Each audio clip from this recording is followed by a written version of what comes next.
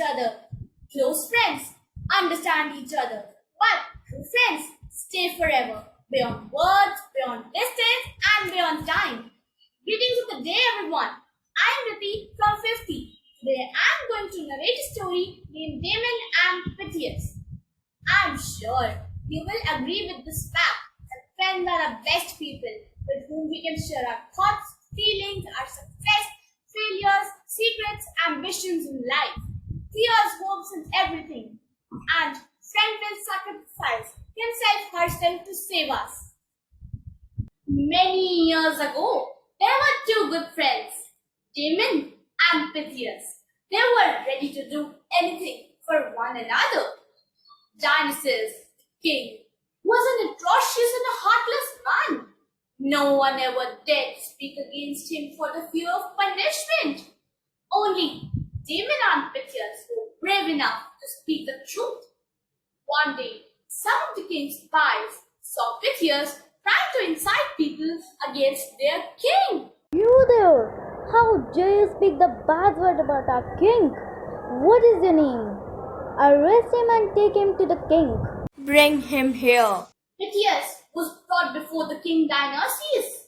He stood there boldly and showed no fear at all. So you want to teach me how to rule, do you? Unafraid, Pythias replied.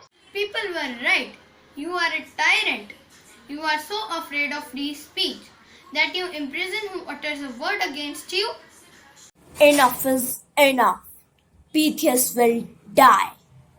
I am not a monster like you think I am. I grant you one last wish. Let me go home and put my affairs in order and bid my family farewell.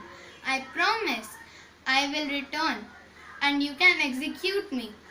In your eyes, I am not only a tyrant, I am also a fool. If I will let you go, you will never come back. Instead of my friend Pythias, I will stay in the prison unless when he will come from the home back. Remember, if he doesn't return, no one will be able to save you from being dying in his place. Well, a fool and his life are soon parted. Said Dionysius, intrigued. Never before he had heard of a man giving up his life for a friend. Damon was brought to the court. Dionysius looked at him carefully. He didn't look in the least worried. It is 3 weeks since your beloved friend has left, but there is not a sign or sound from him. Perhaps he couldn't tear himself from his loved ones. And why should he, when there is a fool ready to die in his place? You are wrong, my majesty. My true and dear friend Pythias will return surely. That's a pretty poetry, but you cannot buy freedom from the poetry. If he doesn't arrive by the evening of the 13th day, you will die. Take the fool away. But Damon was confident that his friend would return, even as the last day of the month given to Pythias dawned. There was no change in his behavior, and his guards grudgingly admired him for it. Never had they seen such trust. As the day progressed, large crowds thronged the public square, awaiting a miracle that would save an innocent man from certain death. A hush fell upon the noisy crowd, as with the fanfare of trumpets, Dionysius arrived to take his seat in a grand tent, from where he could view the proceedings